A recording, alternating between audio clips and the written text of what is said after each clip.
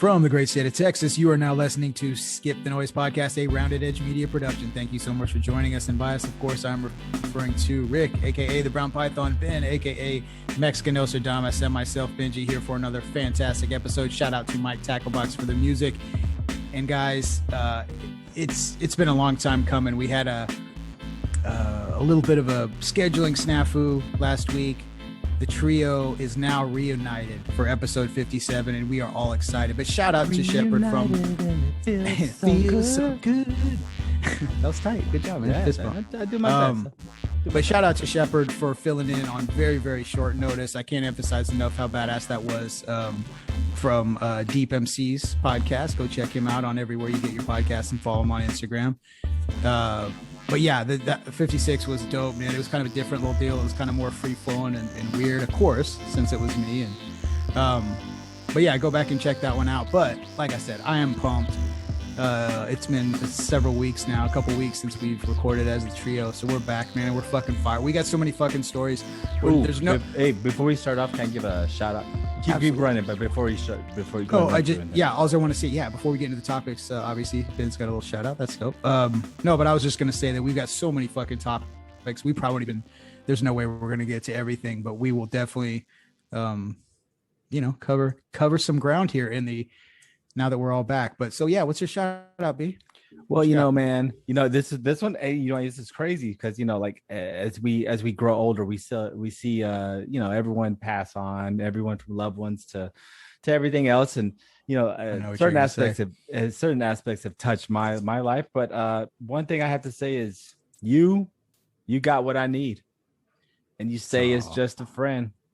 And you say it's just a friend. So I'd like to say big props, big shout out to one of the biggest influences for me when it came to hip hop and just overall just music. And it made hip hop fun and not necessarily it deviated from the real hard gangster shit. And it made it understand that rhyming was more than just that, and that the lyrical prose and just everything was amazing, and his beatboxing skills was greatest ever. So I'd like to say goodbye to one of the greatest, Biz Markie, who has already passed on. So mad love to him, and hopefully up there he'll be more than just a friend. So just mad shout out to that dude. Great fucking rapper. Loved his shit. Enjoyed him. He was awesome. Got to see him not only as a rapper, but also got to see him in Yo Gabba Gabba for all my kids. That's right. He used to do Biz's Beat for the Day. And he was honestly one of the first influences for my children with his beatboxing beats. I can still remember all my children, even my youngest now, who still watches Yo Gabba Gabba, trying to beatbox to his beats. So and with that, none of my children like country music, and they all love hip hop. So I have to give crazy props to the great Biz Markie. May he rest in peace. Hell yeah, rest in peace for sure. And that's funny you bring that up because I just remembered. Yeah, he was on Yo Gabba Gabba. Yep. That's sick. But yeah, remember the Juice Crew, man, a man who truly embodied the spirit of hip hop. So he was very, very much be missed. Yep. So rest in peace, Biz Markie, big time. So as we normally do, not every time, but a lot of times we like to start local here with the topic. So there was via the text thread that the three of us share. Ben sent a little screenshot or a graphic of Dan Crenshaw's district in which he represents here in the Houston area. And what's interesting about this district is that it just doesn't really have a geographic sense of purpose. It's like a fucking ink Warshaw test. That's what it looks like. That's how this district is formed. It's a little preposterous. And what that highlights, and I can already hear Rick grunting and he balling his fist up in a little tight ball, and his knuckles are his little butthole's puckering up, bro. Butthole's puckered up. He's getting excited, but squeezing diamonds out. It shows how we've touched on this many, many times, but it shows how corrupt districts are drawn and corrupt, and how that can lead to, I mean, we all know how voting works and how the districts and the totals add up and can influence voters. So it's definitely not very flattering for somebody who's saying that voting is fair. Well, the best part is he said he was going to run his whole district. And then someone called him out and said, yeah, fucking give it a shot. I'll see you in a couple of days because of how long. Because he said, I'll run my district. I'm dead Crenshaw, and I'm gonna run around it. And like they're like, okay, fuckface. And someone posted the map and said, good luck. It was something like 40 something miles. And after that, he fucking shut up. He didn't say anything more about. He can do it. He's a Navy. He was a Navy SEAL. He can do it. It doesn't matter. It doesn't matter if you're a Navy SEAL. No one just fucking drops 40 fucking miles, Navy SEAL or not. And also, that's one way, dude. He would need to be 80 to run around the whole thing. I mean, look, Sheila Jackson Lee's district is no different, dude. Bro, Sheila Jackson Lee's district is from the problem. North of the Beltway all the way down to fucking Pasadena and inner city Houston. That's Sheila Jackson Lee's district. But that's the problem, right? What is the problem? That's the problem is gerrymandering. Look, I'm not going to try to say that Democrats are innocent, right? That's not what I'm trying to say, because I don't think so. But I think gerrymandering in these states is out of control. It's completely ridiculous the way they draw up these district lines, because it's not okay. It's not. And to your point, and that was actually a pretty good comeback, Rick. They're a good counterpoint. Well, hold on, I'm looking up her district map. Let me take a look at this. Maybe it's not as crazy. Oh, it's not. It is at all. I'm looking at it right now. Sheila Jackson Lee's district goes. Why is it cut right down the middle, man? There's like a little area there that's missing. Dude, how geographically sound is it be? What's it look like, bro? Visually? I mean, it looks okay. So basically, Sheila Jackson Lee encompasses a lot of pretty much from Spring, like Aldine, and it cuts to the east side, and then it kind of takes up part of the south side in a way, but there is a divot in it, and I don't know whose district that is, but it's probably a Republican because it's cut into the middle of it. And then, but if you look at Dan Crenshaw's district, it literally makes no geographic sense. It's like, let me find all the white people around Houston, clump them together so we have a chance. Dude, no. I'm sorry that I'm looking at it right now, bro. All right, you got Lake Houston. And just the fact, and I'll be honest with you, just the fact that she continues to win this district is pretty fucking amazing, because part of her district is in Bel Air. So wait, who? Rich white people, dude. Yeah, part of her district is in Bel Air. Yeah, I'm looking at it. It's through 610. She also borders on Westview. No she way. Borders through right now the new Midtown. Jackson Lee. Yeah, I'm looking at it right now, man. I don't think so. Congress.gov. No, you know why? Because those are old. If you're saying what I'm like, if I'm visualizing it, they just haven't updated it yet. Like those are kind of like older lines. But either way, there's the new medical center. The new no. Here's what I'm saying. The new lines won't be the new lines won't come through yet. They're not going to come through because they've been held up in Congress. No, I didn't mean like that. What I meant is whatever the lines that are there now are established, it's probably shifted a little bit is what I'm saying. Like she's been in office for I don't know, 1995. Yep. Oh, okay. So maybe not 30. Well, shit. Damn. How many years is that? That's almost there. Like 30. That's too long. That's what it is. 25, 26. So too long. No. My point is just that those districts have in that amount of time slightly that particular area. But anyway, we're getting too far in the nuances. My point is from either side, whether it's right or left, the point is these districts are drawn so deliberately. Obviously, it's not. It sort of sneaks around to me the concept of representation when it's so very deliberately drawn from either side. It doesn't matter if it's Republican or Democrat. If it's done strategically, to me already that's fucked. Because and it's not even just like for Dan Crenshaw, here's what's taken a step further. So when you draw boundaries like that, let's say, so obviously it's going to be primarily white Republican. I mean, what are we talking about here? Of course. But what I mean is what'll happen though, where it really fucks with shit is it cuts into the very like slivers of maybe a minority or a black district to where it then lessens, you see what I'm saying? For whatever adjacent district it is, you're taking votes away because those votes aren't going to mean anything in Dan Crenshaw's, you know what I mean? In his boundary, because it's so minimal that it's going to be overwhelmed. So like you can fuck over neighboring districts by cutting a sliver Does that make sense? Out of like let's say a black population, to where it then minimizes them for whatever voting district the whole of it would be in, if you just drew the lines like, you know what I'm saying? Like, that's a long way of explaining this shit, but it's fucked, man. Like, either it doesn't matter whose side it is, it's fucked either way. Well, right, and that's the reality of this whole. That's the whole reality of gerrymandering, right? Right. I mean that's where we're at. Sucks. So that's why I think it's just ridiculous. It is ridiculous. They should just cut this shit into square lines and let everyone go at it. That's my point. Thank you. You know what I'm saying? I don't know about that. I mean, you really can't do that. Yeah, you can't. I mean, look, don't get me wrong. I know they're based on population density, right? And they should be. So a majority of the representatives should be coming from the population dense centers. They shouldn't be coming, and that's the way they're set up. So if you look at some of the districts, like I have the map pulled up, you see some of these districts, they're massive. I mean, the district, I believe 11 is like all of Amarillo. Like, it's crazy. Like, so that I know they're based on, District 13 and 1911. These things, so 3 districts make up basically the panhandle to Central Texas. District 23 is all of West Texas because, of course, population density is sparsity. Yeah, there's nobody lives there except Jeff Bezos in a stupid program. Yeah, and we'll get to that. Yeah. But if you see, though, the big problem is that these districts should really be divvied up, right? They should be divvied up.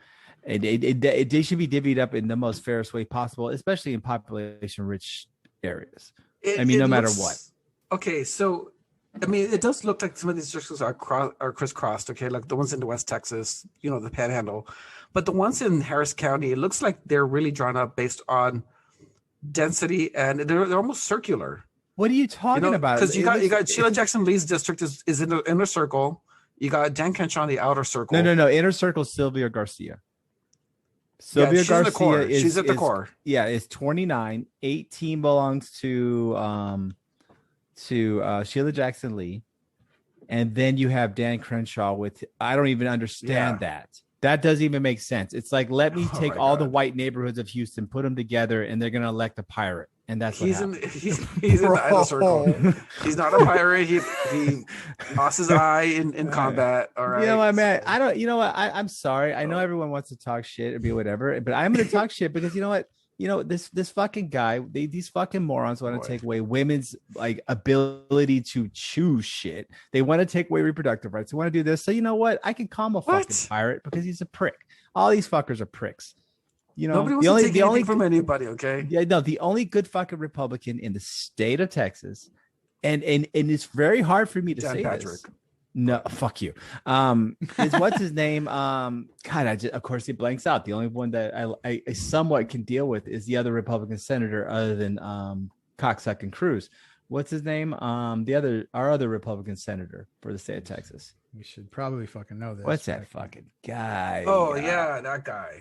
Hold on. No, fuck that Cruz. Hold on. And I'm gonna kick myself in the ass. John Cornyn. And you know what? He's not even that good of a person, but at least he tries to be fair and balanced somewhat. Right? He actually tries to somewhat go in the middle. He tries to quiet down that crazy right-wing rhetoric, and he just goes, look, I'm about fiscal shit, okay? I don't really care about a lot of this Bible thumper bullshit.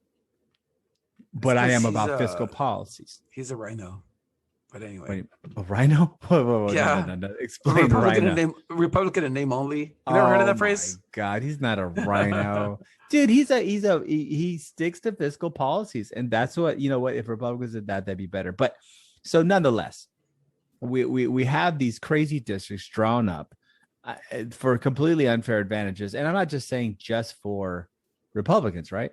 I mean, this is also Democrats. Democrats have these drawn up. I just think that there's got to be a better way to do this shit, right? I mean, making these crazy districts is stupid for both sides. Like, at some point, we have to just, make things more transparent and stop trying to draw districts so that a seat will belong to somebody. It may work because, look, if you're drawing up districts based on representation, I mean, most people in Dan Crenshaw's want to be represented by a Republican.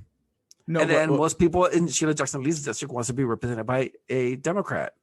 But it doesn't make any sense. What you're saying doesn't make any sense because they're drawing the districts so that they could win. Why don't they just mix the? Okay, the real reality is we should have a steady mix, a good mixture of individuals in Congress that come from districts that don't just lean one way or the other. They should be districts that are all up for play because that's going to give us the fairest, most balanced candidates for the position. See, the problem is when you make these crazy left wing or right wing districts, it gives you crazy woke people who are worried about albino, transgender raccoons and where they can use the restroom. Or you have these crazy right wing guys who are running up and down the Capitol steps trying to burn doors. If you make the candidates susceptible to both sides and actually have to do that, it makes a balanced candidate. And let me explain why it is kind of fucked up. Is like, so look at it this way. Now, I get what you're saying, Rick, about the people that he's representing, which are in his boundary lines. But if you really look at the reality of a situation, let's take, for example, a perfect, let's just say you make like a geographic circle. Okay. So within that circle is what you would call a community, right? Perfect circle. A perfect circle. There's interconnected communities, businesses, government, agencies, or depending on where all that is. So within that, that's what you're really in real life. That's what somebody should be representing, right? For all its warts and all, whatever's in that actual interconnected space that would be let's say a square. Okay. Now it's not always going to be perfect because that's just not reality. But what I mean is what he's representing is a geographic area that's just specifically drawn. Do you see what I'm saying? Not based on the connection. So so here's what I'm trying to say. Basically, if at one end of his crazy ass district, on the very, very, if you look on the map at the very west corner, somebody who lives in a neighborhood there versus somebody who lives all the way on the other side, at the very bottom or whatever it is. Those two communities have nothing to do with each other other than, they're both in whatever fucking Harris County or in the Houston area, whatever. But what I'm saying is it's not really if you make that comparison one side to the other, that's not the point of what you're representing, right? Does that make sense? If you're trying to represent a specific area or a community for in the true sense of the word, that's not what you're doing when you're just representing a space that's deliberately drawn just by where residential people would vote for your party. Yeah, that's it just makes these super candidates that are they're not balanced at all. And I could say this easily for the left too. It makes these individuals that are not responsible for constituents that are on both sides. And that's the problem we're having. Your constituency actually varies, even though they don't live, they live in separate worlds almost at that point. But they're but because they vote similar, they're grouped in the same thing, even though, you know what I'm saying? But well, you know what? You know who doesn't have gerrymandering issues? who is the communist country of Cuba? You know why? Because they don't get to vote. They don't get to elect their representatives. Hey, but they have they have party officials and they have a lot of what's it called? They have voting. They have party officials. They have voting blocks. They have the party. Is pretty big. Wait a second. They do have they have elections. They have the well, you gotta remember. So Cuba, right? They always have elections. I mean, what? Castro was elected with 98% of the I'm sure, of the vote every single. What happened to his opposition? I wonder. Oh God, no! I can't say much about Cuba. It's a fucked up situation, but yeah, continue. Where are we going with this, Rick? The thing is that the people have had enough of communism. I don't know why. I mean, the communist overlords are giving them everything basically. They give them jobs and some. Well, okay, when are we going to start divvying the difference between communism and totalitarianism? When are we going to start doing that? It's the same when are we thing. going to start divvying up the concept? No, it's not. It's never Communism been the leads same to totalitarianism. No, it's so. And dude, I hate to break it to you, but so does the Republic, aka Rome, aka how many republics have fallen. I mean, look at Germany, look at Spain, look at what I mean. Italy? How many European countries that were all full-fledged democracies / republics, and they fell to totalitarian governments? It's just the way it goes. Remember, the fascists. That's who took over from democracy. Mm-hmm.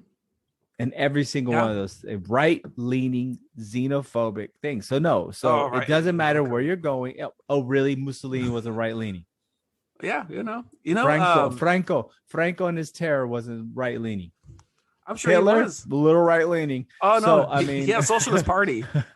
The National Socialist Party took over in Germany. You do. That's still the funniest thing to me because he's the dumbest man in the world because there's nothing socialist about his party. He's so stupid. I mean, he was he was like racially socialist. Like if you're white, we're gonna hook you up. If you're not, you're gonna get fucking gassed. I mean, it's an issue. But yeah, so I just want to say there is actually a difference between communism and totalitarianism. Okay, what's the difference? Tell me what's the difference. Oh, communism. Okay, so like a person that I've actually read Marx, and I've read the concept of communism. I have, and it's a good book. It's a very good. Yeah, it is a very good book.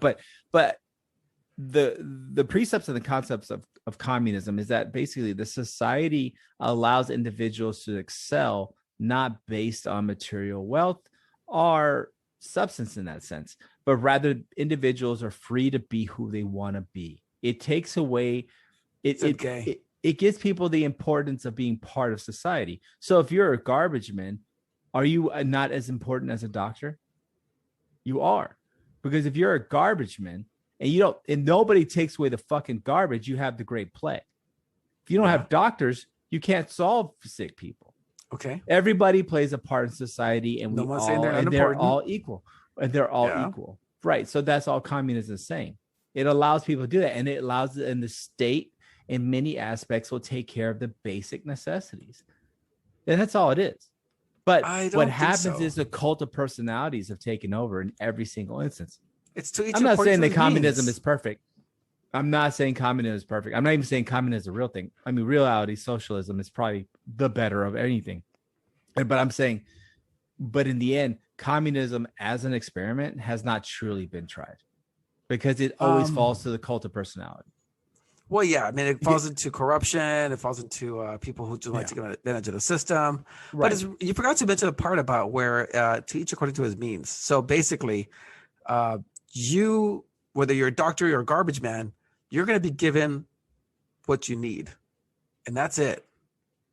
Okay. Well, okay, no. So that's a widely misunderstood, and not. If you look at what Marx said, he in the context of the way he wrote that was not in like this killer be killed type essence. It was rather that you would the means would be happiness, fulfillment, understanding, and importance. So yes, you will be given all of those aspects to be a greater part of society that you make greater. So see, dude, I really read Marx, and I've been through these arguments. When it comes down to it, Marx, you can read any other scholar other than Bill O'Reilly and Tucker Carlson. They're not even real scholars. Anybody who really studied Marxism, let's history judge that. Anyone who really studies Marxism, the truth is that it meant that you would be a happy, fulfilled part of a society. And so that's not going to mean you're just. So each according to his means happiness. Yes, or fulfillment in the society that you're a part of. All the ability to do so. But instead, what happened was totalitarian. We got Stalin. We got Mao. No, there are a lot. No. Bad things happened under the banner of communism. Yeah. Oh, worse than that. I mean, God, everywhere. You're right, dude. Communism has failed in every single instance because it was the wolf in sheep's clothing for totalitarianism. That's all it was. Well, yeah, it was. And the thing is, this real quick. The thing about it is like when it does go wrong, and it always has, just because of, you know, you throw people in the mix, you're gonna have corruption and everything. The only thing is like whenever communism goes afoul and goes wrong, it's fucking gnarly. And when capitalism goes awry or fucking, it's harder to sniff out. You know nah, I mean? Bro, it's pretty fucking gnarly, up. Bro. It's pretty. I mean, fucking okay. Nazi Germany, fucking. What happened with Nazi Germany? But really, Mussolini's in Italy. Fucking what Franco did. You know, Franco was in fucking power to the 80s. He fucking, dude, the Great Sorrow. He executed millions of Spanish people, millions for being political dissidents. No. Okay, no. When capitalism turns, it's just as bad, except that the West paints it another way. That's all. When the capitalism turns, it starts becoming capitalism. That's what happens. No, it's kind of my totalitarianism too. That was kind of my point. Is that it doesn't look. I mean, I was thinking honestly. I was thinking more of like right now, like in the current modern times. But so yeah, I mean, fair enough or whatever. But that's how I meant it. Was like right now, it's just as fucked up, maybe arguably. But you don't see it as acute, right? On the surface, like it's not as easy to see, but it's still just as fucked up. And since we it's still just as and we'll talk about we got so far away from Cuba, but I think we can all three agree that whatever's in Cuba is fucked up. Yeah, well, let's talk about the whole thing we're going to talk about. Or go ahead, Rick. Well, I was going to say that so you're right. Capitalism can go right, and the biggest fear right now with Middle America is that totalitarian communists are taking over the government, and you can see that with censorship in social media. You can see that with some Democrats labeling Republicans a national security threat, which is a political opposition. Fancy fascists, bro. Same thing, bro. Dude, I'm telling you, it's the communists are taking over. That is the fear of everybody. Because it's a narrative. It's a totalitarianism, dude. I mean, really, dude. What are all the woke people really fighting for? So they can. Who knows? You can have 5 different restrooms. These are dumb things, dude. The fascists have always been in control of the United States, and they're never gonna not be in control of the United States. So to say that is just it's not even reality. I mean, that's like saying we should all be scared of the boogeyman, or we should all be scared of the Easter bunny. Racism. Hey, that's all it is, bro. It's just fucking no. You on the other, I did not say that. Yeah, you did. We should be scared of the Easter bunny of whatever. I mean, but the truth is that's bullshit. That's just another right-wing narrative. Oh, the communists are taking over. Half the fucking Democrats don't even know what a communist is. And on top of that, they're not even smart enough to understand those concepts.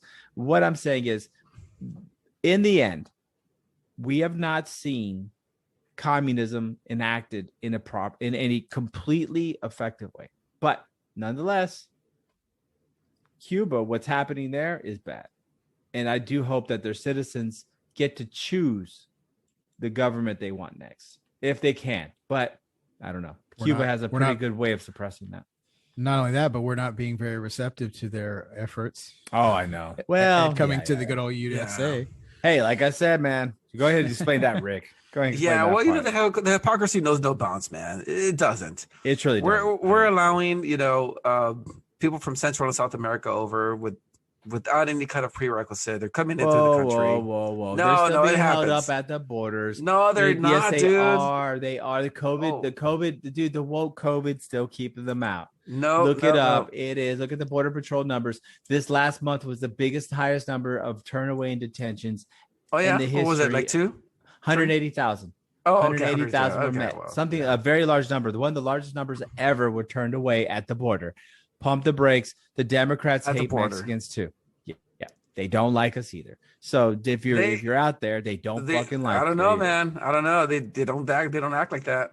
They do, but they don't act like it. But I'll tell you what, though. They say they don't. They're actually. They say they don't, but they're letting them in. However, they're not letting them in. Dude, Cubans who are actually fleeing war, government corruption, and there's no country between Cuba and the United States, so they can rightfully claim asylum. They're not being let in. they're being told by the DHS secretary not to come to the United States. And that they can go to a third-party country that's been approved. But there are no third-party countries between Cuba and Miami. You're fine with that, bro. That's cool. Dude, what are you talking about? Dude, you're fine with everyone going to third-party countries, right? Yeah, of course. Right? Okay, but now that it's Cubans, well, how many countries are between Cuba and Miami? Huh? It's how many 90 countries miles. Are between? No, how many countries are in between? I know. I'm saying it's Cuba 90 miles of. It's 90 miles of water. Of water, exactly. How many countries are between that water? None. Well, how many countries are between Mexico and the United States? None. It's a fucking line. And to be honest with you, most of the fucking states used to belong to Mexico, and most of us were fucking born there. How many countries between El Salvador and Nicaragua? Stole the land. So what? How many countries are between El Salvador and Nicaragua? No. El Salvador and the United States. Hey, bro. What? How far is Laredo from Nuevo Laredo? About a How mile. far is Reynosa from what's it called? From I'm forgetting my McAllen. How far? Miles. Mile. Maybe. Yeah, There's a line in the dark. That's a lot less than 90 miles of water, bro. All I'm saying is that's not an argument. That's not an argument. It's not. Well, you know what? It's not. Is it really Mexicans going over, or is it Central Americans coming over? What do you mean? It's overall? Central Americans coming over. Look. No. The caravans came from where? Hey, I'm not going to guess because I'm not a guesser. But what I'm telling you is that's not a good argument. Right. Why? But what I'm telling you is I agree. Right. Should we let Cuban nationals that are feeling oppressed by their government come over here? Of course. Just like we should to all people, because give us your poor, give us your needy. Oh boy, here we go. Give us your give us those people, because we will give you solace. We will give you peace. We will give you opportunity. It's not an immigration policy. I agree. I agree. No, I agree, because that was a foundation of what this country was built on. So yeah, I'm with you, bro. Let's let them in. Just I'm like everybody else that deserves an opportunity. I'm all for letting them in because they would follow the proper channels of asylum. All right, dude. We would be the first country that they reach. If you make them a channel, come on, because they're gonna vote Republican. That's why. That's not guaranteed, man. That's not guaranteed. It's not guaranteed. Give them voting rights too. Okay. Anyway, give them voting rights as soon. Let them vote as soon as they hit the sand, and then pump your communist propaganda at them. Look, I think you know what, to all the people out there in Cuba, I hope you guys, for what you see in like old movies and stuff, and just like anything, that place was beautiful, and it still is. It's a gorgeous place, and they seem to be a people that are very strong and resilient. And I hope that they can, get the rights they deserve, and I hope that we let them in. So fuck Biden. I hope these, fuck him and fuck Kamala about this one. They need to let these people in. They're fucking scared. They're terrified. Kamala Harris.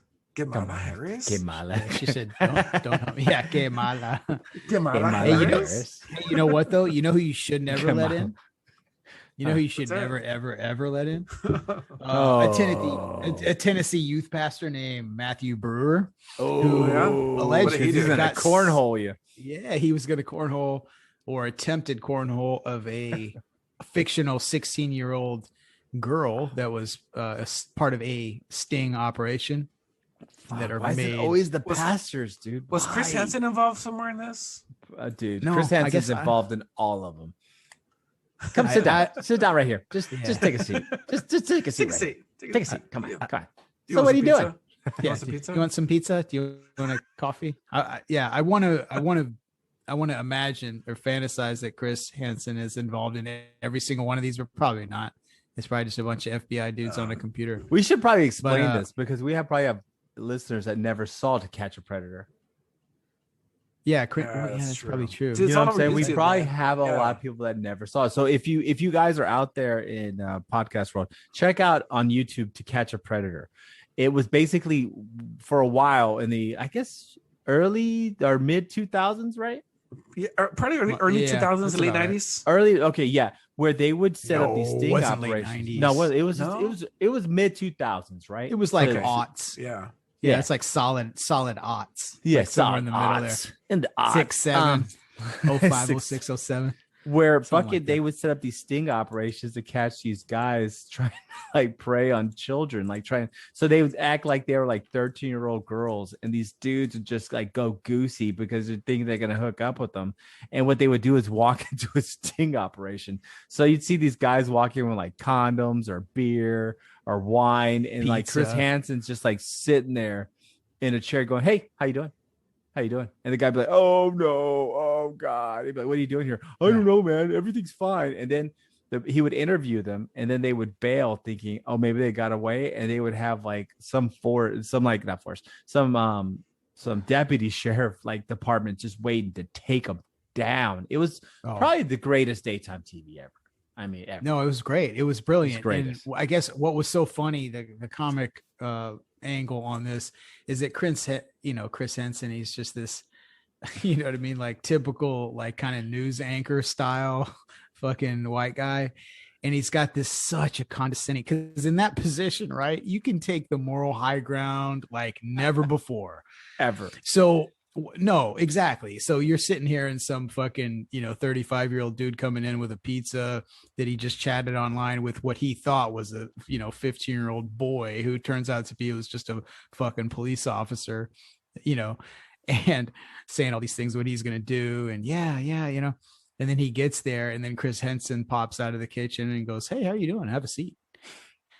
It just, I mean, it's like low hanging fruit. Like it was funny, but like what made the show so funny was Chris Henson's eagerness to fucking play that moral high ground so condescendingly that it was goddamn genius. It was fucking, just take a seat. Take a seat. And so if you haven't, if you're so inclined, please go to YouTube and look up old clips of, if you've never seen it before, Chris Henson on To Catch a Predator. It was brilliant TV. It was beautiful. But anyways, continue on after that deviation where we had to kind of explain our old school reference. So we have this Tennessee pastor. Why is it always a pastor? What I mean, what is it about these individuals? They're repressed, man. They're repressed. Fuck. Just do you. Here's the thing. Do you, man? Like, yes. I mean, not unless as you. Okay, look, do you? But unless you're trying to do kids, okay? Then no, that's not what I mean. I'm sorry. You know what you should do with you? You should throw yourself into a fucking lake with some fucking like wood cement chipper. Shoes. Yeah. And cement shoes, and you're a better person. Yeah. If you think that's what you're gonna do, then just throw yourself into a fucking wood chipper and jump off the side of a mountain because you're a piece of shit. Wood chipper. Yeah, I mean, fuck. At least if they made the cognizant decision that they're horrible, at least let them die quickly. Like fucking wood chipper. Yeah. No, that would be appropriate. I could agree with that. Wood chipper. Well, fuck that though. Actually, on second thought, I reversed that stance. I think just jump off a mountain, because wood chipper, then people have to actually like clean that up. They have to reuse that wood chipper. So that's fucked. So don't jump in the wood chipper. You're making it tough on everybody else. But Tennessee so pastor, man, you live a life of, well, here's my point. What I was trying to say, if you're a pastor, just be the pastor that fucks people that are legal to fuck. That's weird, isn't it? You know what I'm saying? I'm sorry, bro. I don't think that's the pastor. No. Like, yo, man, that's that pastor who fucks. All right. If you listen to a sermon too long, he's pulling his dick out. I mean, bro, that doesn't work with the whole concept of any type of. I'm saying ecclesiastical type like religious ceremony. Oh, like he's always gonna pull his dick out when he's trying to do the fucking like the God, you know what I'm talking about? Whatever they. No, but I'm just saying, if you're a pastor and you got the communion, when they're doing communion, he pulls his dick out, puts it in the cup, and goes, yeah. I mean, dude. No, I'm not pastor. Bucks. You're completely bastardizing what I was trying to say. What I'm trying to say is serving communion. No, that's not what I'm trying to say. What I'm trying to say, if you're the pastor and you get a hard on, fuck people that are legal to fuck. That's my point, man. Not that. Why go for the kids? Yeah, I get your point. Like, why go for the kids? If you still want to be a piece of shit, like, at least, you know what I mean? If they're like of legal age, then go fuck them, man. You know what? Don't be a pastor. Just to be a pastor, do something else, dude. Work. Yeah, exactly, bro. Work. Go to prison. Figure it out. Go be a server. Go be a server at a restaurant because they fucking can't find people anywhere to do that fucking job anymore because everybody's scared because it's going to shut down. Wait. Because of COVID. The servers at restaurants. Fuck. I mean, yeah, did they fuck each other all the time? Yeah, I was going to say. You never worked at a restaurant? No, that has nothing to do with what I was talking about. Job I haven't, but I know. But I'm trying to draw the parallel. But they do. No, they do, man. I'm trying to find this parallel. You're trying to. The hookup is ridiculous. No, I'm saying if you need a job, whoa, Rick's all sweating over here. If you need a job, listen. Here's my whole point. Rick was at Shoney's. I'll reduce. Yeah. I'll reduce this to its simplest terms. Work in the cereal. It's more like Timmy Chan's. You know, yeah, big up, dude. Timmy you don't want to fuck anyone up. who works at Timmy Chan's, bro. Ever, man. Ever. I don't know. I don't know about that. I don't know if that can be determined to be certainty. Oh my god! But if you're gonna be a pastor, while he's having a seizure, let me explain my point. If you want to be a pastor, it's horrible, and you want to fuck people who are illegal to fuck, don't be a pastor. Be a server, and then just fuck. Illegally? Like, why be a pastor? Well, why? No, not illegally. Fuck people that are legal. These parallels you're drawing, like the logic circles you're drawing. I'm just saying, don't be a fucking pastor. Like, if you got, don't be a fucking pedophile. How's that? Exactly. Don't be how about don't be a pedophile? Don't be a piece of shit. Or if you can't control your hard-ons, do something other than be a pastor. Is that so hard to say? That was so awesome. No. I'm not a fucking pastor. I didn't decide to be a pastor. That's all I had to say. I love the logic. No, I love this logic circle. It's fucking gorgeous. It's like, I mean, it is. You know, if you're a pastor, you want to fuck kids, don't be a pastor, be a server. But it's like, wait, but you're a server. What's the fuck kids? Then what are you? I'm not a server. The clinical wrongness is still there, whether he's a server or a pastor. My whole point is, keep laughing. Point. I'm just saying, I'm not a server and I'm not a fucking pastor. That's all I'm saying. You're just not a pedophile. How about this? Yeah, and I'm not. I'm not that either. Yeah. I'm not even close to that. I like it. I like this. I do like. I like where this is going now. That's fucking logic. That's as fucking logical as Dan Crenshaw's fucking district he represents. And you wouldn't fuck anyone from Timmy Chan's. Yeah, I think that's pretty much. I don't know, man. I don't know. I don't know. I was about to say I wouldn't rule that out because I mean, you don't know who works in there. I mean, bro. Last time, speaking of work, I think I had a heartwarming story for us, fellas. Oh, when we, last week, Shepard and I talked a great deal about the big evil corporations. Well, one of the big evil empire, entities, Walmart, recently just, they're facing lawsuit from a former employee who happens to have Down syndrome. And I forgot the numbers. Ben, do you remember the numbers involved in this lawsuit? $125 million judgment was awarded to an individual who had worked for the Manitowoc County Walmart for 16 years. 16 years. So that's a good. So anyway, this employee was fired because the shift that she worked, I think for a good number of years was, let's just say 12 to 6 or whatever. I don't know. No. Well, she had her noon to 4, and her shift changed from to 1 to 5:30. There you go. So, yeah. So basically, because of this shift, it wasn't feasible for her because I guess she was on a certain bus route and wanted to make it home. It was because of her condition. It was her condition. Right. Well, yeah. That's the thing. So if this is somebody that's not covered under the Disabilities Act, which this individual was, because she's like I said, inflicted with Down syndrome. Yeah. So you read this story and you think, well, especially from my standpoint, right? Like if I have an air quote able-bodied partner or individual that works for me, and my scheduling needs shift 1 hour and you can't make it, you're fucked. right? Okay. But because of her condition, once again, this was covered on the Americans with Disability Act. But so that's why this is at the end of the day went in her favor. So on the surface, like you've got the argument from Walmart saying, well, our scheduling needs are this, her available. This motherfucker's ruining his whole setup. He's lost it. Sorry, so gentlemen. Part of Walmart's argument, where you could, this is debatable too. She had open or not open, but whatever her availability it was per, whatever she had selected was within whatever this schedule change was made. But I guess the ruling was more based on because an employer, I guess, under the Disability Act has to provide reasonable accommodations. So anyway, that's why this was kind of relevant as far as in the news, because it kind of gets a little bit in the line. I mean, at the end of the day, man, you hate to see, it's like Walmart, these big corporations. I mean, every time they fire somebody with Down syndromes, I think an angel gets its wings, right? It's very heartwarming.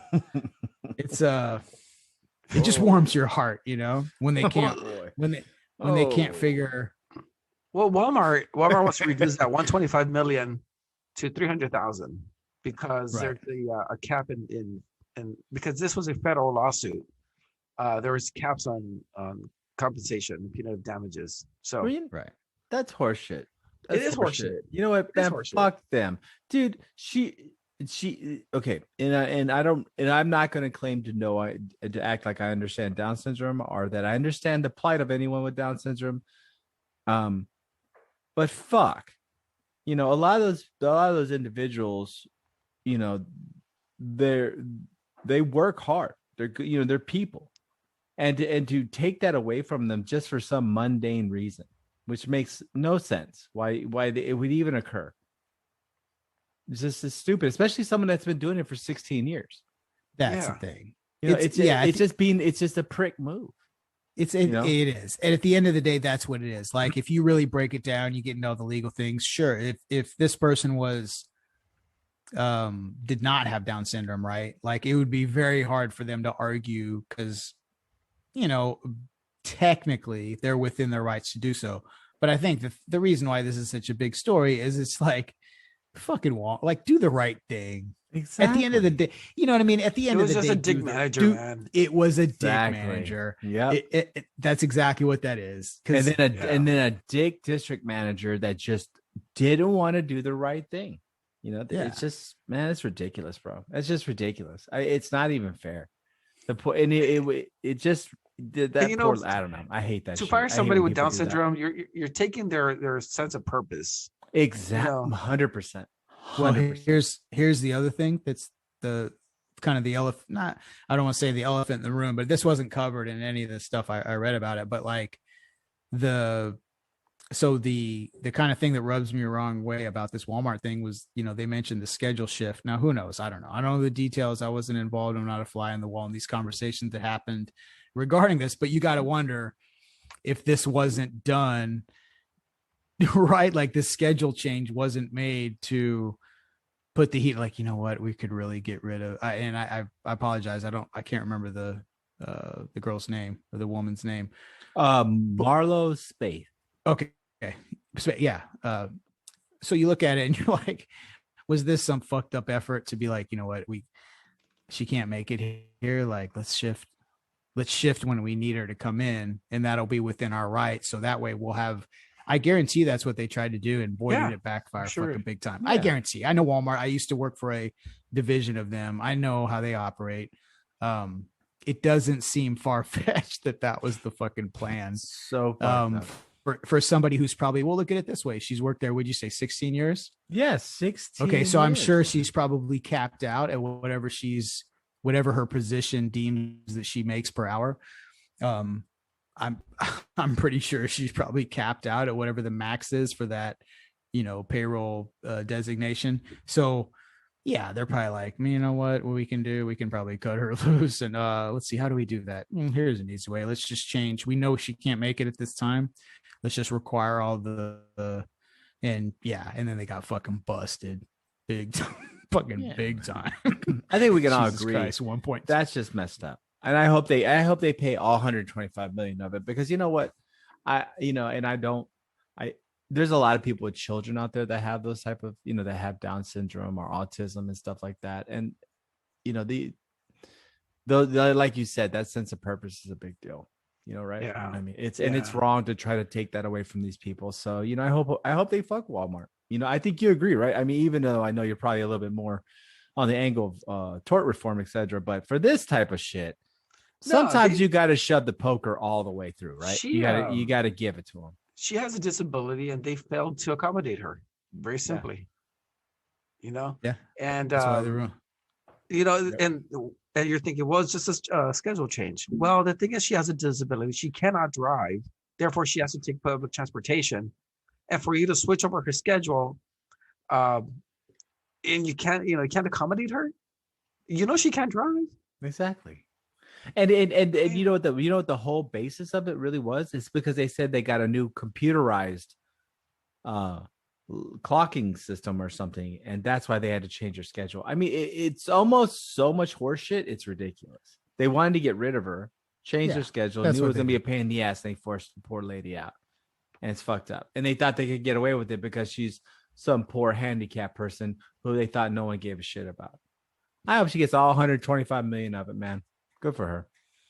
Good for her. Fuck them. I hope Walmart just, I mean, if you ever been, of course we've all been to Walmart, but if you see half those fucking people in there, they don't give a shit.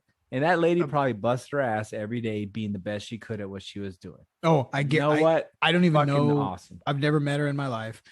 I would almost fucking guarantee she probably was one of the standouts as far as like integrity and helping people out. Cause bro, you go to fucking Walmart and like if somebody here, I'm impressed if anybody even acknowledges that I exist.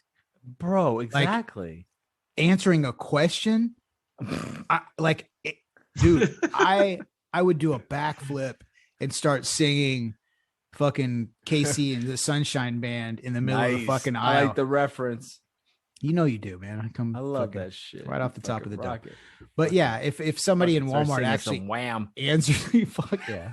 Never gonna dance again. Yeah. But don't get me started on Wham. Yeah, rest in peace, George Michael. Big up. But anyway, no, fucking dude's a talented. That's fucking singer, dude. He had some jams, bro.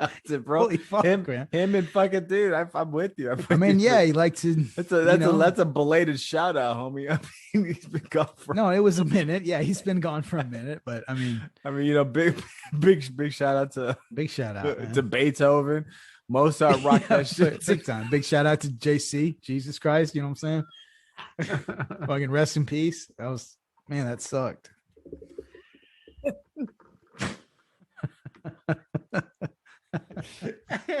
Holy shit. Well, the one thing Big JC didn't have to worry about was his cell phone being hacked without him even knowing. No, he didn't have to worry about that. He didn't have to worry about that. And so I think our worst nightmares are coming true, guys. So a couple of years, we've talked about Snowden before. And his warnings and everything. So one of the big one was this Project Pegasus, which is essentially a way to hack your phone without you really knowing. Now, it was always theorized that this was possible, right? But now it is possible. So in essence, someone can send you a text message. All they need is your phone number. Once your phone receives a text message, the exploit has been executed. So now your whole phone's hacked. And whatever networks you're connected to are hacked. So what can they see with this information? They can hear your phone calls, track your internet activity. Well, think about it. Once you're I'm part of the Apple universe, right? A lot of us, a lot of people are. Samsung's even worse. I don't care what anybody says. Samsung's their security exploits are even worse than Apple. But once you're in a particular microverse of a device of their companies, Android, Apple, they have everything. I mean, how many of y'all have ever looked up, let me check my bank account on my phone real quick? Yeah, me. Yeah. How many people have ever, scrolled through, some questionable content on your phone, right? What are you talking about? What would that even be? I mean, dude, anything from porn. I'm just kidding, bro. You know, dude. I know. I know you. You're a Boy Scout. You're the last Boy Scout. Boy Scout. Know. I don't know if that's the right. Yo, man. Hey, don't call me. No, I didn't say Scout leader. Chill I didn't out, say you're the last Scout leader. Cool. Those dudes are cornholing. Yeah, the Boy Scouts are getting plugged, but like. they can basically go through anything. Think about also they'll have your network passwords, dude, all your overall internet, all your text messages. Oh yeah, everything. I mean everything. All the miscellaneous, pics you've sent, your family history, everything. If you really think about it, what's not on your phone now? But your fucking life is on your phone.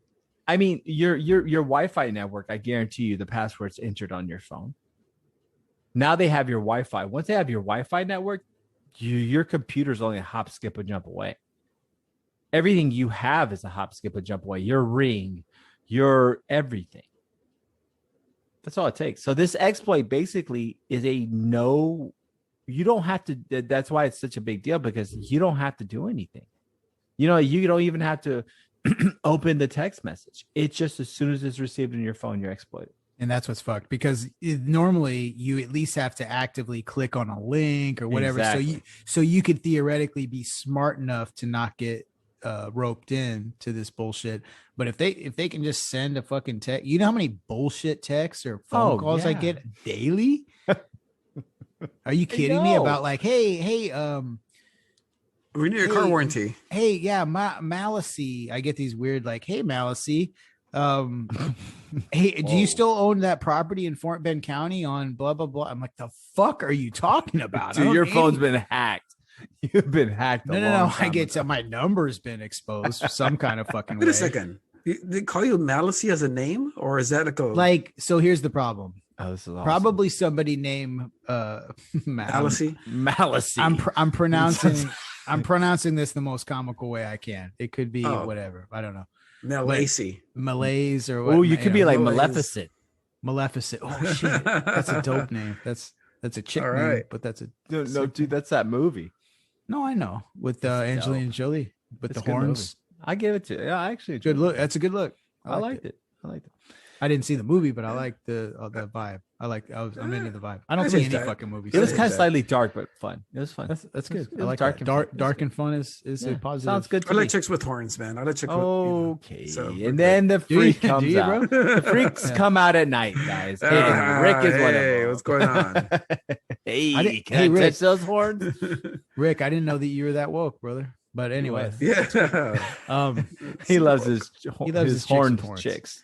And you know what, man? Fuck, I don't even know what I was talking about. But anyway, it was awesome. Whatever it was I'm sure I had good. Just make sure that if you get this weird text message, you gotta watch your shit. No, that's what I was talking about. What's the dangers of this, right? The big dangers is what now the state can basically, and this is any state, or any advertising entity with the money to purchase this program can now basically own you. And they can purchase that shit. Like they can sell. They sell to government. So here's the thing. In the United States, right? We have certain, they may be paper thin, but we do have at least an entity or laws that regulate somewhat this type of behavior. But if these malware, these for-profit malware creators, sell their services to regimes that are oppressive, what the absolute fuck, right? Like you see how vulnerable a society is, but here's the thing about what's fucked up about tech is once it bleeds in and once it gets encroaches on one population, you know what I mean? These aren't like these countries. It's not like walls between every single country, especially in today's global fucking interconnectedness. Unless you're in Trump country, we put walls. We do put walls. We put fucking walls. I put a fucking wall between me and my neighbor, and I got walls. Good fences make good neighbors. That's right. My whole neighbor, like that's the thing. Nobody cares about the fucking fences. And I end up rebuilding entire fucking 8-foot sections of fences because all three, because you know how like there's my house and then there's somebody on the left, there's somebody on the right, and there's somebody directly behind. it just so happens that all three of those households could give two fucks about their property and what it looks like. All great people. You know what I mean? I'm not knocking them. You. I love them dearly. All of them kind of are though, bro. But Benji's got to end up becoming a goddamn fence contractor every 2 weeks. So anyway, every 2 weeks, damn, dude. Not every 2 weeks, but I'm always replacing fucking pickets and shit. Train, bro. Fucking I had to replace a whole goddamn like section. It sucks. Just because nobody. I've shown y'all pictures, dude. Yeah, dude. Like I'm the only one who gives a fuck. But anyway, and I'll still do it. Oh fucking. Anyway. But nonetheless, so what do y'all think about this whole thing? Well, here's the thing. I was wondering because I used to like my old phone. I used to have a Motorola Pebble. It was like a little oval phone with it was a little oval phone. Keep going. With the rubber covering that was you would slide it down and it was a flip phone. Okay. Slide it down and flip up on you. Dope. And anyway, I've been wanting to buy this again, only because of the security issues that we have with smartphones. You know, I mean, I frequently talk to my wife about certain things, and that's cool. Shit comes up in Instagram. You know? Oh, right. That happens a lot. Oh yeah, dude. You know, I'm talking about a Chesterfield couch. It's something so stupidly random, and it comes out on Instagram. Hey, do you want to buy a Chesterfield couch? You're like, what the fuck is this shit? Like, were you listening to my conversation? No, but they were though. You know what I mean? They were 100%. They have this was unheard of pre-2006. You didn't have to worry about it. And we still haven't adjusted. Here's the fucking problem. As a species, as a biological entity, we still haven't adapted to the reality of that. And even somebody like, bro, like me, I have like an Alexa shit in my house. As much shit as I talk. Unplug that shit. We have a show. No, I know, but I still fucking do it because I live in two worlds. I live in the world where I get on the mic and at nighttime once a week and do all this shit, but then in fucking reality, then I go. You know what? I keep picturing Anderson with Neo. In one life, you're a successful computer programmer. Yeah, that's you, Ben. That's one. It's by day overlapping realities. I'm a complete fucking hypocrite.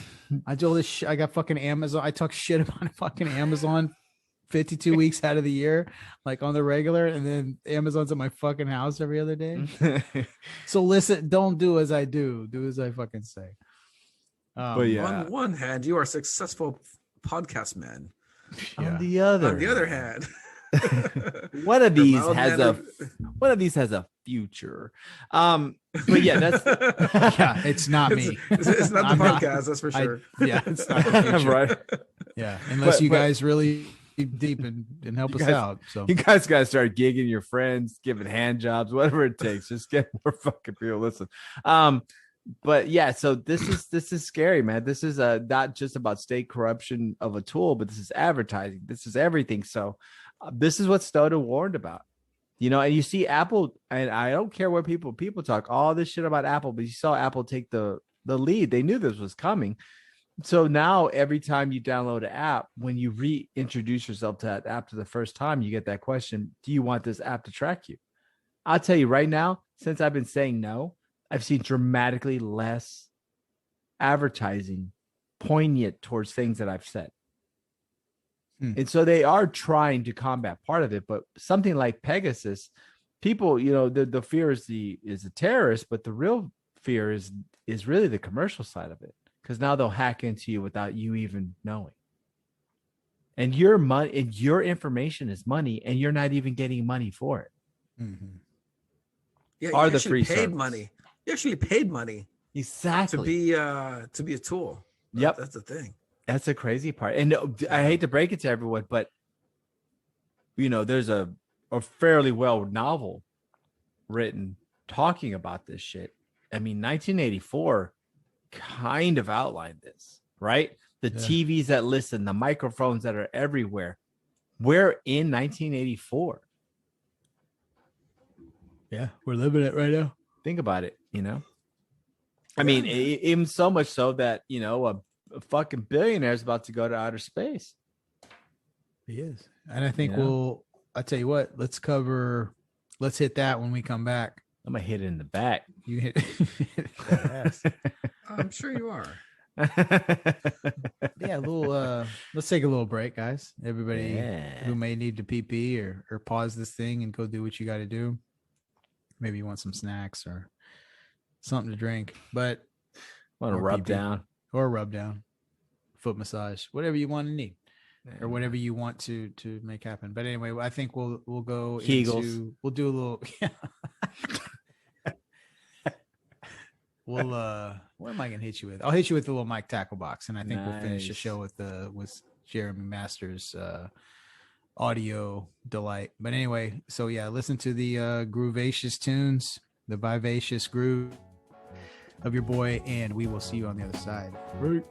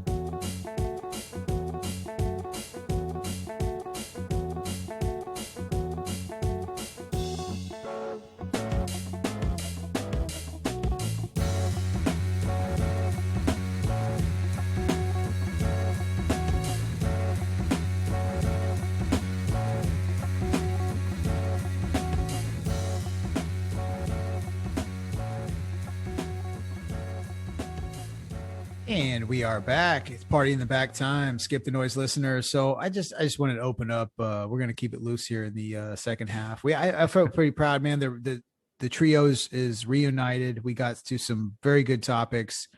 We might cover a couple things here and there, but we're going to have fun in the second half. We're excited to see each other, as always. That's so weird the way we're saying that. I know. I like to get loose and have fun. We're just gonna. Let's see what happens. I was trying to make it awkward, a la Boy Scout leader, youth pastor. From it doesn't mean anything unless you're laughing when you're doing it. Right? Yeah, if you're giggling, it's not gay if you have your socks on and your shoes on. I think that's the problem. Those youth pastors were thinking like, "Oh, it's good because I'm still wearing my shoes. That doesn't violate the rules." They thought it was all good. So you nailed it. They were still wearing their socks with their sandals, huh? Exactly. And they were wearing their crosses. So as long as they wore their crosses and their socks and their Tivas, it was accepted. It was successful. So before we get into that, so much jargon spilled on socks and Tivas. Into that counterintuitive jargon, I just wanted to point out a funny little story today. As you may not, if you're a Skip the Noise listener for a long time, you'll know that I'm a little bit of an odd personality. So I took today was off, man. I did not have to work, which is a very refreshing because I had a rough day on National Ice Cream Day yesterday. I'm not going to get into details of that, but it was a little bit it was a little trying as my work can be sometimes. But anyway, so today was nice. Got some yard work done. Like I was busy. I'm always busy, whether I'm relaxed or not. I'm always doing shit. That's just how I operate. But as long as I'm not working, I only got 1 or 2 texts from the boss today, that's acceptable. Really? Normally it's yeah. Normally I can't go 24 hours with getting a work related text. That just doesn't happen. Whoa. So today was that's a whole nother show.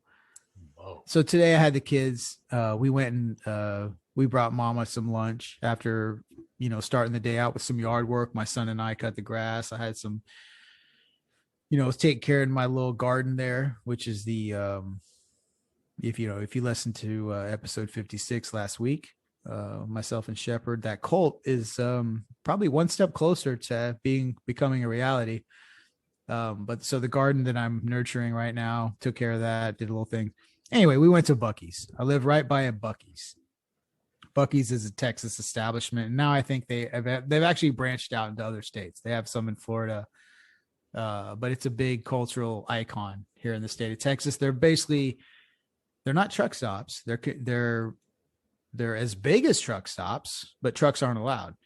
It's for travelers, right? Primarily, or going through interstate or highways to come and stop. And the one I live by is kind of a miniature one, but it's still, they cook their own food. They're very famous here in the great state of Texas. I just so happen to be lucky to live like right by one. So we stop. Yeah, that's awesome. Yeah, no, it really kind of is. I get the vibes. Like that's why I sell all my coolers is in the Buccees parking lot. So shout out, you know what I'm saying? You can catch your boy Benji out there with a fucking 25 quart. That business. Just doing a little business. Yeah. It's been a while since I mentioned that I am the Harris County Cooler King, but I digress. So I've got 3 of my 4 little baby girls in daycare. So I've got the 3 rascals and we're going, I said, yeah, you know what? Whatever. I'll get everybody gets an icy. That's cool. I'm going to grab me an iced tea. So we go into Buccees. He march in a nice, neat single file line. I get, okay, grab your cups, get your straws, like y'all hook it up, like whatever the fuck. If you want half red, half just y'all fuck with that. I'm going to go look for whatever. So he said, can we get blah, blah, blah. So I ask them, okay, you can get chips. Everybody gets one snack.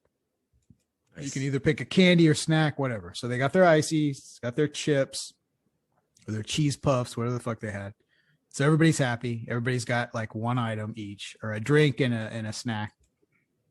I just get, normally I get coffee, but I'd already had a lot. So I just got like iced tea, like in a big ass fucking styrofoam container. Yeah. Which costs like fucking 50 cents for like 75 ounces. Fucking, you have to carry this motherfucking enough fluid to like literally support a small town. Yeah, no, for sure. I'm being an asshole. I could support an entire fucking village in some remote part of a third world country with the amount of liquid that I'm fucking putting in this styrofoam cup.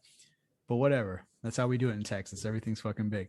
So I go to the register and I said, all right, come on, kids, put all your shit on the counter.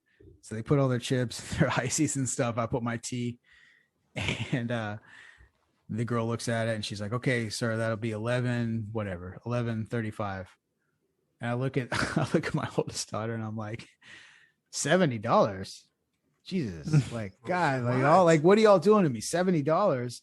And the girl's kind of looking all confused, but she's kind of like, okay, this guy's like, he's funny.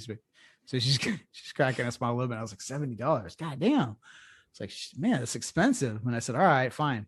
So I put in my card. I was like, whatever, $70. She's still looking at me like it's only 11 something. So I'm playing it like it's 70. And my oldest, like, she gets it. Like, she's got the fucking humor vibe. So she's like, oh, wow, that's pretty expensive. And then I pull it out. And I was all right. I turned to her and it's a fucking packed. So, cause this is around noon. That's the other thing I should add. We had to wait. We were like 7-8 deep in line. So I finally get up there and it's all crowded, you know, so all the cashiers are trying to be quick and efficient. And then I looked at my daughter and I go, all right, y'all. I said, this is all your food. I said, it's like, you better conserve this shit because this is all the food you're going to get for the week. Oh my God. The girl started laughing, but I said it like dead ass, like deadpan. she had this like nervous laughter. Like, that's pretty funny. Like, obviously she's joking, but at the same time, it was like, what the fuck? Like, what did I just, anyway, man, it was fun. Everybody got a good laugh, dude. We left. We enjoyed our ICs. I like it, bro. I like, you know, the only thing that's missing from the story is some guy turns around and just gives you a high five. Like, yeah, brother, I know. They should have. Like, there was nobody. Nobody was around to give me a high five. But I go. My point is, man, this is my home space, man. I go to Buccees so often. I like to fuck around. Like when I, sometimes it's just a very genuine, heartfelt conversation with the cashier, and sometimes I'm trying to keep them on their toes. I'm trying to keep it weird and see if they can keep up, and see what kind of sense of humor they have. You know what I mean? Why make the life different? You know. Why make these exactly? Why make these interactions so mundane and whatever? Spicing it up. Have a little fucking fun with it, man. Yeah, man. You throw a little cayenne pepper in the mix. I feel you. Exactly. And I put a little bit of lemonade. You know, like I said, I had a 76 ounce unsweet tea, but I throw a little bit of that Buccees homemade lemonade. Tom Collins on that. I did. Tom Collins or Arnold Palmer. Arnold Palmer, whatever. It's all the same. Nah, but Arnold Palmer would be 50-50. I go maybe like 30-70.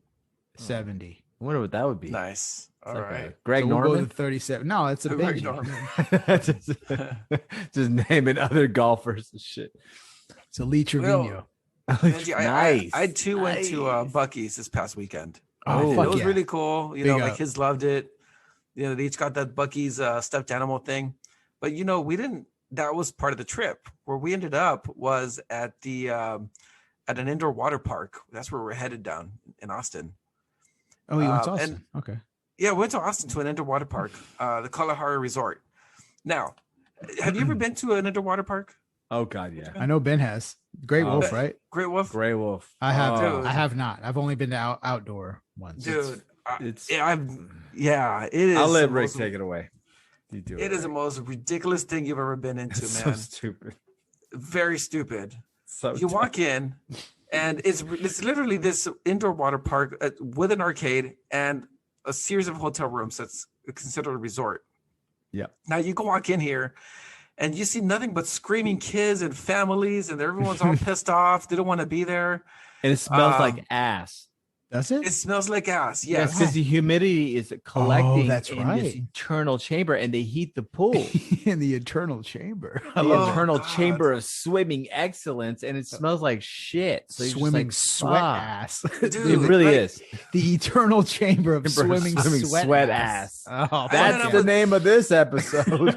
You goddamn right it is.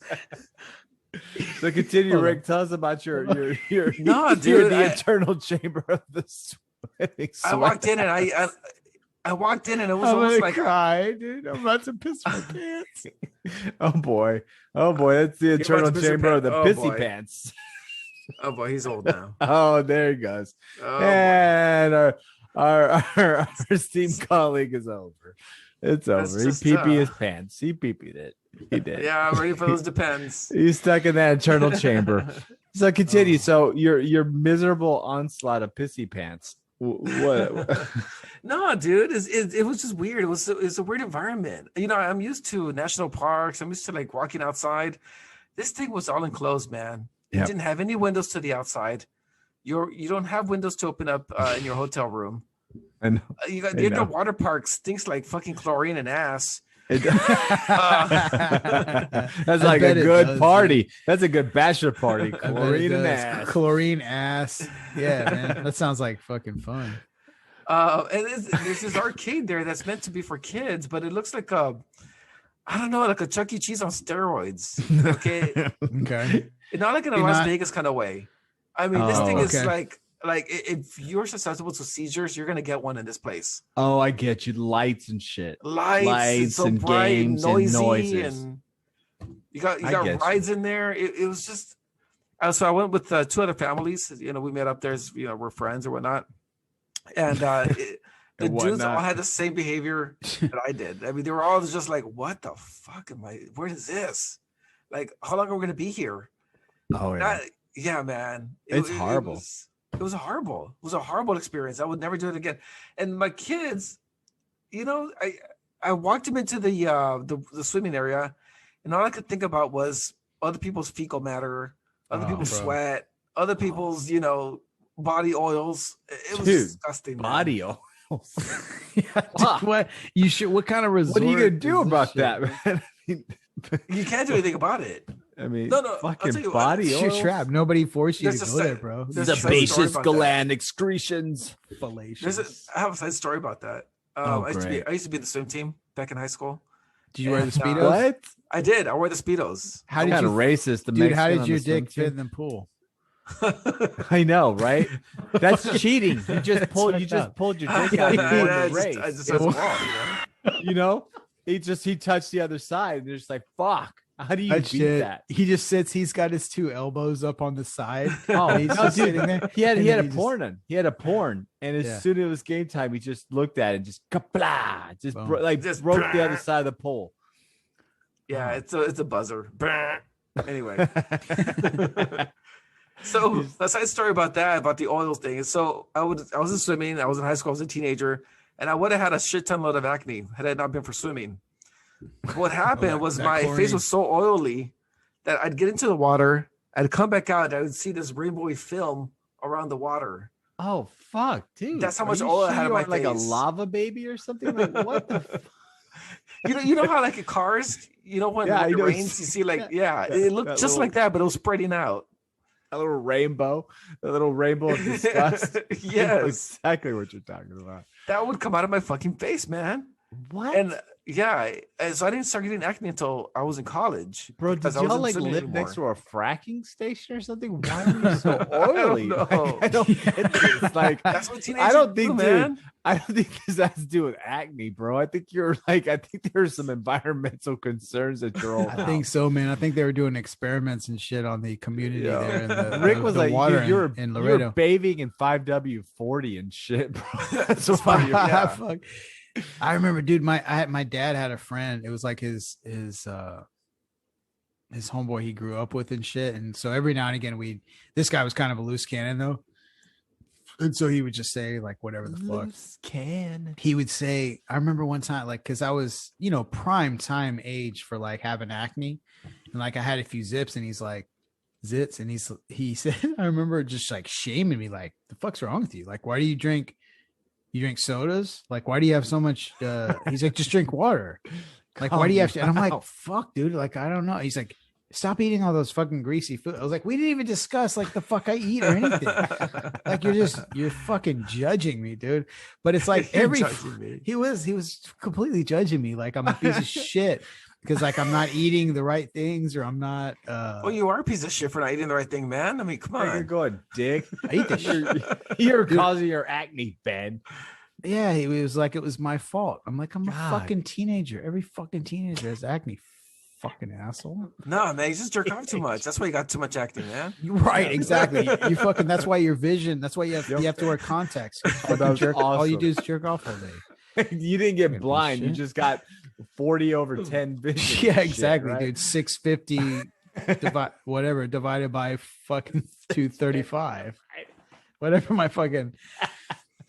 The square root of 8. That's your vision. So like, yeah, I mean, fuck, dude. Yeah, man, that was a horrible experience at the Kalahari Resort. I mean, dude, so Great Wolf's not knocking it. It was a nice resort. It was clean, but it just wasn't for me. And I was chlorine and ass. Hold on a second. I was gonna say it doesn't sound like it was fucking very clean. No, you said it smelled like chlorine. The water, no, the water was different, but the rooms and the lobby and everything was pretty standard. It was nice, but the activity area where the entire hotel congregated in one spot was, I don't know, man. For me, it just didn't seem sanitary. But I'm sure they try their best. Well, I went to Great Wolf, and I have to agree, it's the same type of bullshit. First off, the climate control sucks, so the water's still a little chilly. You know what I'm saying? Yeah. And on top of that, it just feels like a lukewarm mess. It's just, you wonder, is it piss or is it? It is piss. It is piss because there's so many children in there, and they're just peeing all in there. Like, it's just horrible. So yeah, no, just don't go to those things. And I'm not trying to, if you have your next family vacation planned for an indoor water park, just, I don't know, wear a condom because it's dirty. It's horrible there. Wear a body condom. Wear a body condom. Do like a Naked Gun condom. But yeah, man, I didn't like it at all. I hated the experience. When I was a kid, my parents would take us to Fiesta, Texas a lot. And which one? Fiesta, Texas. Yeah, San Antonio. Yeah, and Texas. Yeah. The thing is that every time I'd get into the wave pool, I'd always come home with either sore throat or an ear infection. I was gonna say an STD. An STD. Well, I'm sure that was herpes. it. Yeah. He got herpes in his throat. Yeah. Astroworld, that's where you got herpes. Oh, yo, Astroworld, you got pregnant in that whirlpool. Yeah, you're a dude come out going, "Fuck, I'm 6 weeks pregnant." I didn't know this happened. Bro, I'm in my third trimester. I just showed up like a couple hours. Waterworld was fucking rank, dude. I mean, there's so much horribleness. You know what I miss, pools, bro? You know what I fucking miss about Waterworld is they had. Oh my God, I think that's where AIDS was created. With Waterworld. It's a petri dish to create AIDS. Like fucking Corona was created in a Wuhan lab. AIDS was created in a Waterworld / Astroworld. You get off the fucking Viper. You know what I'm saying? And then you go over to Waterworld, you got the towels and shit. Oh my God. my whole dude, one of my best friends. Oh, I love fucking Astro. Like we never bought a season pass. I just mooched off one of my good friends that they did. It was him and his sister and his parents. They always got a season pass like every fucking year, dude. And he would always bring me. So probably 90% of my Astroworld / Waterworld trips were with this family. And but it was badass, dude. Waterworld was shit because they had and they don't have these anymore. This is one thing that I'm fucking bent out of shape that you can't do regularly. Bent out of shape. I love this. I'm bent out of shape. One of my favorite fucking activities in the entire universe to do is cliff diving. And I didn't know that until I went to Waterworld. And they had this fucking, basically it was just like a cliff. It's just a big ass cliff. And you could just jump off the fucking shit. And it was like 50 fucking feet or whatever the hell it was. That's all you need to keep me entertained. I would try to do like, oh, how many flips can I do? Or how many fucking can I dive perfect without like completely inverting and landing on my back and slapping the shit and, ripping the skin off my ripping body. the skin. Yeah. And going into a complete seizure. No.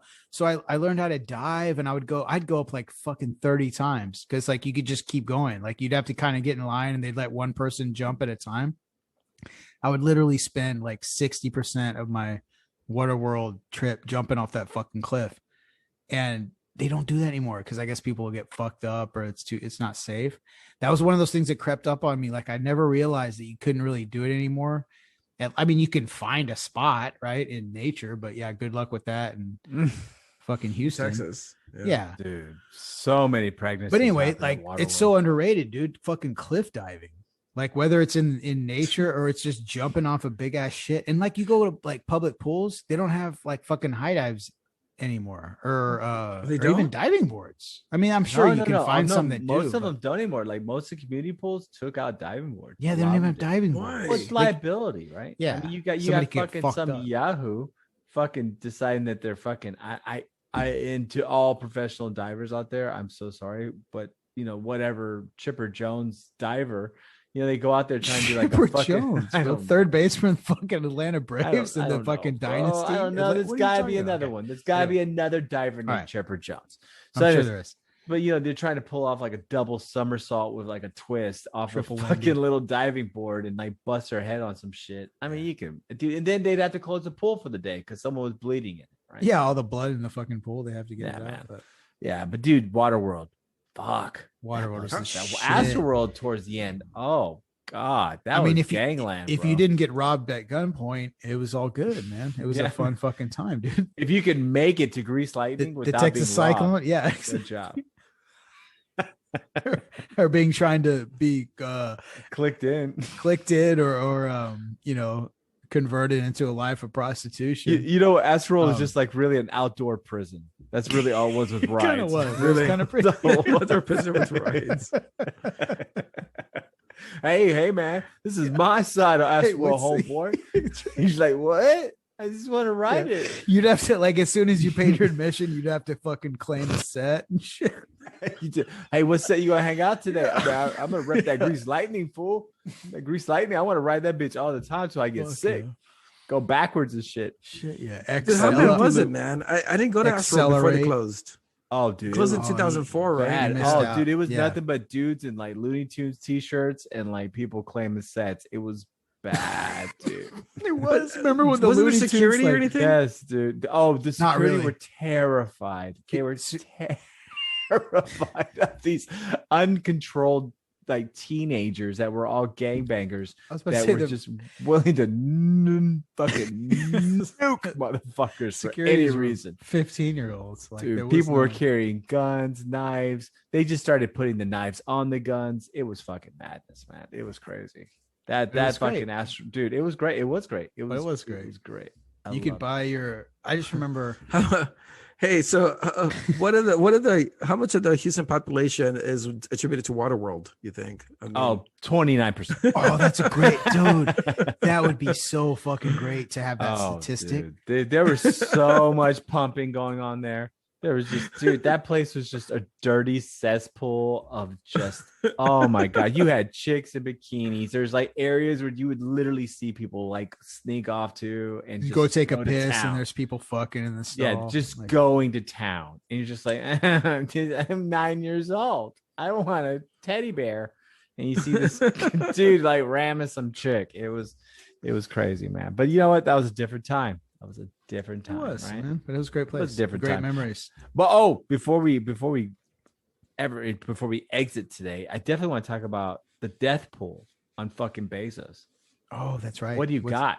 What do you got? So do you think he's gonna? Okay, do you think this is a successful mission or not? Dude, I seen that rocket, man. It looks beat up, man. Right? That rocket looks like a dick. It looks like a dick. Yeah, it literally does. It has a mushroom head and a base. Look, if you look at like a couple of nuts. Oh, bro, it's pretty. Oh my God, I'm pulling up the visual right now. Pull up. What's it called? The Jeff Bezos. So it looks nothing like. It looks nothing like Branson's Virgin double plane. No, okay. It looks like a penis. It has a full head. It also doesn't look like penis. SpaceX. No, SpaceX usually has, it's got an actual rocket. This thing looks like a penis. It's gonna go right up into the space's butt. I mean, it's just gonna fuck the proverbial space. It's gonna just swim all in there. But okay, so the crazy thing is, if you've seen, so the mechanism for this is fucking nuts. The rocket lifts, dude. It looks like exactly like a dick. I told you. I'm not even look. I tend to over exaggerate, but this thing looks 100% like a cock. It looks way too much like a dick. If you painted that flesh colored, bro, you couldn't. This couldn't get any more. Fucking preposterous. I told you, bro. This looks like a cock. So do you think the cock is gonna make it to space, dude? Yeah, dude. That looks like a.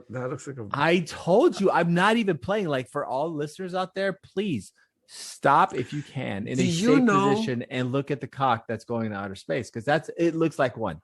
All it needs is some veins. Like, if they got some like hydrogen tubes and ran along the side, you would say, okay, now it's a cock. That's a cock. Guys, you know what this is. This is the end of Austin Powers. Yes. When Dr. Evil goes into space and then people are like, that looks like a giant, and they're like, exactly, dude. That's his spaceship look like a penis. Yeah, dude, that's what he's doing. That's the great. Jeff Bezos is literally Dr. Evil. And do you know how what happens when he hits whatever orbit? The head blows off. No, it does not. Yes, it does. It separates. It releases all the fuel. It basically, dude. If it like released a gel, I'd be like, I'm done, bro. Okay, he's fuging on the earth. That's what he's doing. Thick white viscous liquid shoots out of this shit. I guarantee you, when that head comes off, it just sploots stuff everywhere.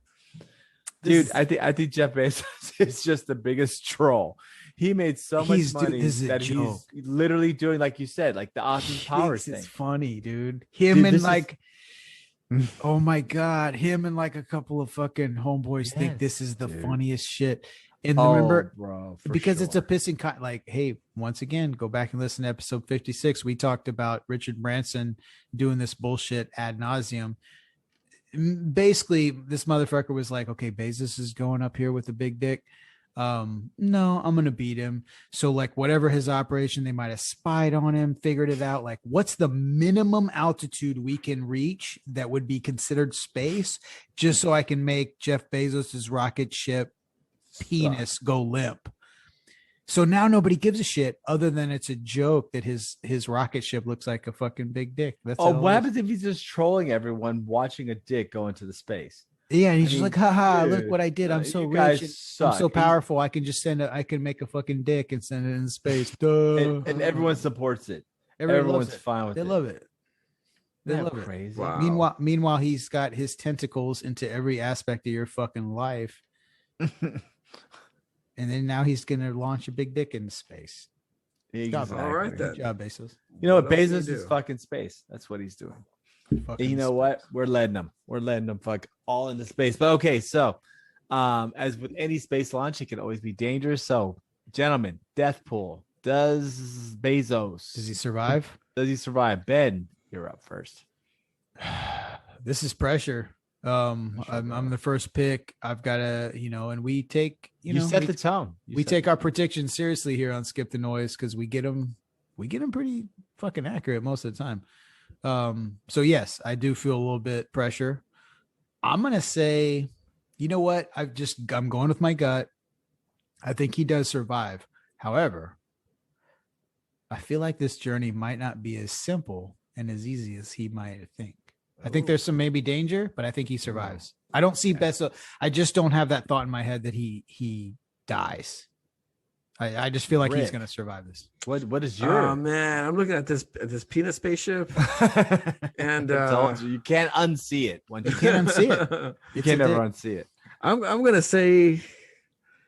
I mean, it is dangerous, man. I haven't heard a lot of. The thing is, I haven't heard a lot of failure come out of his space program, which is not a good thing. Yeah, because not a lot of that means they haven't tried a lot. Exactly. SpaceX had a lot of failures. I knew when those astronauts were going to go up, they were going to make it because they figure their shit out. Right. I don't know about this guy, man. I think he's putting himself in a dangerous situation. I think he might croak. Oh shit! Okay. Rick's throwing out the croaker. Oh, now the pressure's on me. It's hard. That's a commitment. Yeah, it is. It's 1-1. What's Mexican Nostradamus going to predict? Oh man, we actually got the more. I know. There's the most pressure on you than there is any of us because your reputation is built on your ability to predict these things, sir. It is, and I could see it go by, but you know what? I'm gonna have to say that he's gonna make it. Yeah, I think he's going to make it. I think he's gonna make it mainly for the pure fact that this dude's such a number cruncher and such a prick that the 40 people that have died on his crafts that he hasn't talked about, he did the research in the dark. Where SpaceX has been very public about their failures. Yeah, I guarantee you the penis rocket has blown up so many times. So I think that he gets it to this point, it's good to go. You think it's blown up in people's faces? Oh, that'd be awesome. Every time there's a misfire, it just spews out white stuff all over everybody. I don't think this is funny anymore. This is the 40th time, and it's starting to feel like harassment. Yeah, this is actually very crude and vulgar thing. You know what? All it needs is like a huge thing that looks like a mouth. And it's just initial launch, it goes through this mouth and outside of this kind of the cavity. Dude, oh my God. I mean, all it needs is 2 legs. And it just goes between them. I'll be honest. His space, this has to be a troll job. It is. This spaceship could not, if they tried, could not look more like a dick. I told you. You know what I'm saying? When I finally saw it, I'm like, you thought I was bullshitting. It doesn't look like any. Okay. Not only that, I'll take it one step further. I'll go this is 3 dimensions further. It couldn't look any more like a dick if they tried.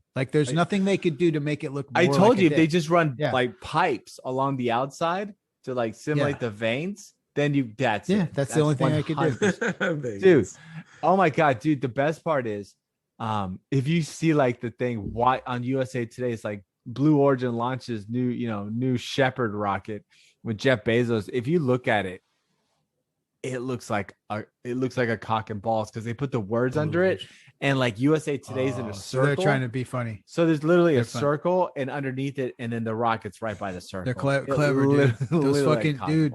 I'm telling you, man. Those sometimes I marvel in the fucking genius wordplay. That should be something we should kind of have as not a segment because we got our format down at this point.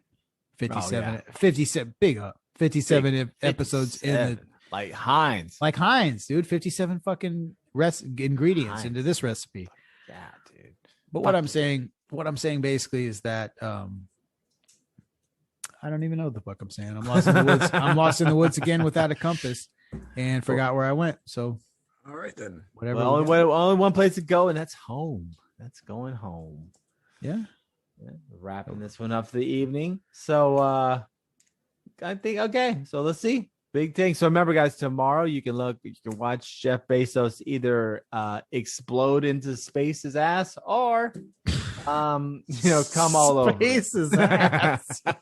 Or come all over it. Either way, there's going to be some profanity occurring to our orbit. So it will be 11 o'clock Central Standard Time. That's it's 9 o'clock West Coast and 12 o'clock on the East Coast. So please watch and see space get fucked, because that's what we're all watching, and we're being trolled by a billionaire who the rocket looks like a cock and the head blast off when it gets to space. It's pretty amazing. Nice. He's Dr. That being said, it's Dr. Evil. Dude. Yeah, and we're gonna close the show with some tunes from Mr. Jeremy Masters. Thank you again. And once again, big shout out to Shepard last week for filling in from Deep MC's podcast. But he would know about the cock ships, dude. Oh, fuck yeah, no. He knows about the cock. He definitely knows about the cock spaceship. But we're glad to be back, man. Had to get the the triumvirate back together. Nice. I thought this was a good episode. I feel good about this one. I feel special. Yeah. Rick, yeah. This thing got that recipe. Special. He's gonna go and vote for a Democrat. No. He didn't feel that special. No. Let's not get crazy. Let's not get crazy. But anyway, I didn't get stupid. Yeah. That's not nice. Just gotta throw that little shot in. Hey, not nice. It's all right. Fair play, sir. But does anybody have anything you want to say at the end before we wrap this thing up in a little bow? No. All right. Well, if that is the case, then we will go ahead and adjourn for episode 57 of Skip the Noise podcast. We will see all you freaks and all you beautiful, wonderful, loving people next week. Thank you so much for joining us, and take care. Have a great week. Bye.